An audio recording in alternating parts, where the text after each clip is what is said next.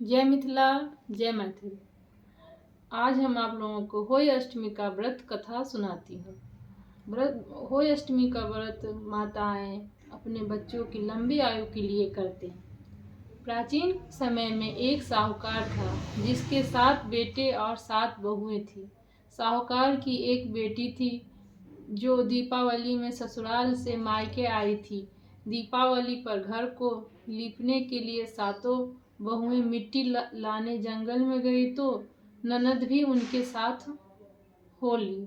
साहूकार की बेटी जहाँ मिट्टी काट रही थी उस स्थान पर स्याही शाही अपने 7 बेटे से साथ रहती थी। मिट्टी काटते हुए गलती से साहूकार की बेटी की खुरपी की चोट से स्याहू का एक बच्चा मर गया।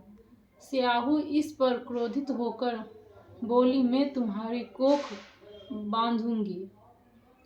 साहू के वचन सुनकर साहूकार की बेटी अपनी सातों भाभियों से एक एक कर विनती करती है कि वह उसके बदले अपने कोख बंधवा ले।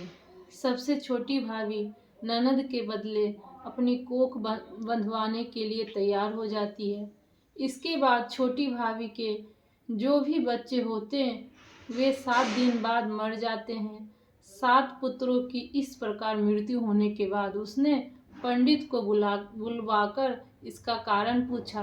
पंडित ने सुरही गाय की सेवा करने की सलाह दी। सुरही सेवा से प्रसन्न होते हैं और उसे स्याहू के पास ले जाती है। रास्ते थक जाने पर दोनों आराम करने लगते हैं। अचानक साहूकार की छोटी बहू की नज़र एक और जाती है। वह देखती है कि एक सांप गरुड़ पंखनी के बच्चे को डसने जा रही है और वो सांप को मार देती है। इतने में गरुड़ पंखनी वहां आ जाती है और खून बिखरा हुआ देखकर उसे लगता है कि छोटी बहू ने उसके बच्चे को मार दिया है। इस पर वह छोटी बहू को चोंच मारना शुरू कर देती है। छोटी बहू इस पर कहती है कि उसने तो उसके बच्चे की जान बचाई है। गरुड़ पंखनी इस पर खुश होती है और सुरही सहित उन्हें स्याहू के पास पहुंचा देती है। वहां स्याहू छोटी बहू की सेवा से प्रसन्न होकर उसे 7 पुत्र और 7 बहू होने का आशीर्वाद देती है। स्याहू के आशीर्वाद से छोटी बहू का घर पुत्र और पुत्री वधुओं से हरा भरा हो जाता है।